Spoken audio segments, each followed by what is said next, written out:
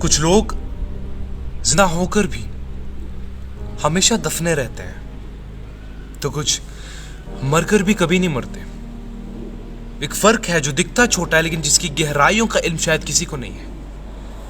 होते हैं ऐसे लोग जो चले तो जाते हैं, पर जिनका किरदार बोलता है, काम सदाएं बुलंद करता है कि दुनिया से तो निकाल लोगे, लेकिन दिलों से किस तरह निकाल पाओगे।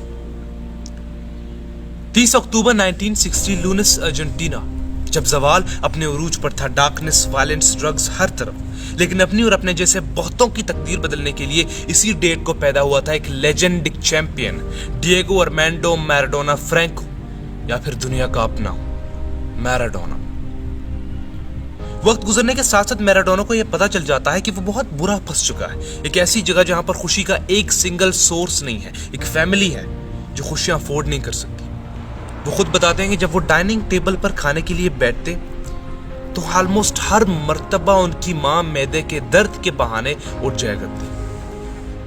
वो झूठ बोलती थी, शायद इसीलिए कि वो और उनके भाई बहन अच्छे से खाना खा सके।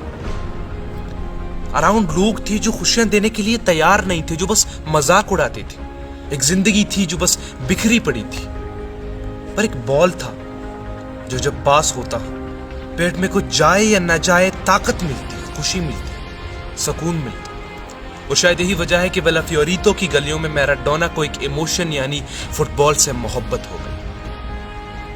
मैराडोना के पहले कोच फ्रांसिस्को कॉर्नेजो का कहना है कि जब हमने पहली मर्तबा इस लड़के को खेलते हुए देखा तो हम दंग रह गए थे। हम उस टाइम भी ये दावा करने को तैयार थे कि ये लड़का हिस्ट्री क्रिएट करने वाला है। मैराडोना ने अपने कैरियर का आगाज 1976 को किया। अपना पहला गोल 14 नवंबर 1976 को दिया और अपने पहले ही मैच में अपोजिट टीम के प्लेयर को नटमेग करके एक मार्क छोड़ दिया।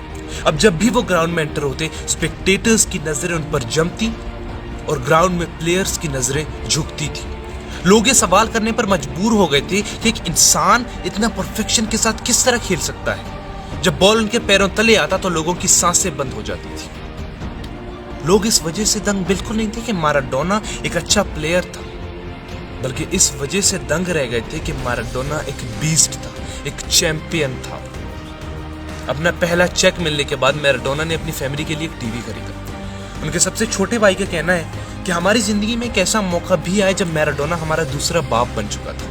वो हमारी हर जरूरत को सुनता और उन्हें पूरा करने के लिए जी जान लगा देता था। मैराडोना खुद भी ये बात जानता था कि अगर उसे अपनी फैमिली को खुश रखना है तो उसे बेस्ट बनना पड़ेगा, गोट बनना पड़ेगा, ग्रेटेस्ट ऑफ ऑल टाइम बनना पड़ेगा। और एक ऐसा टाइम आया जो पूरी दुनिया के क्लब्स मैराडोना को खरीदना चाहते थे, किसी भी कीमत में, किसी भी हालत में खरीदना चाहते थे। कभी ट्रांसफर यूरोज में होता तो कभी मिलियंस ऑफ डॉलर्स में होता। साल गुजरते रहे, कभी अर्जेंटीनियोस जूनियर्स, कभी बोका जूनियर्स, कभी बार्सिलोना, कभी सेविला, कभी नेपोली, तो कभी न्यूएल्स ओल्ड बॉयज।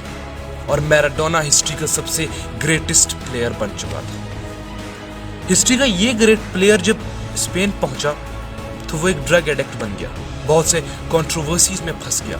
न्यूज़पेपर्स, मीडिया, लोगों के अमंग ये बातें मशहूर हो गई कि मैराडोना खत्म हो चुका है, उसका कैरियर खत्म हो चुका है। लेकिन कमाल का बंदा था। ड्रग एडिक्ट होने के बावजूद, अल्कोहलिक होने के बावजूद जब ग्राउंड में एंटर होता तो लोगों की नजरें उन पर जमती, स्पेक्टेटर्स की नजरें जमती और बाकी तमाम प्लेयर्स की नजरें झुकती थी। लोग फिर से ये पूछते थे कि एक इंसान इतना परफेक्शन के साथ किस तरह खेल सकता है। जिस क्लब में जाता उस क्लब में उस दौर में हुकूमत की है। 1986 वर्ल्ड कप जितवाया, लियोनेल मेसी जैसे प्लेयर्स को इंस्पायर किया, गोल ऑफ द सेंचुरी अपने नाम की, टन्स ऑफ टाइटल्स जीते। और ये अजीम प्लेयर 25 नवंबर 2020 को हमसे जुदा हुआ। लेकिन जिस तरह मैंने पहले बताया, कुछ लोग चले तो जाते हैं लेकिन दिल में हमेशा बस जाते हैं, और मैराडोना हमारे दिल में हमेशा रहेगा।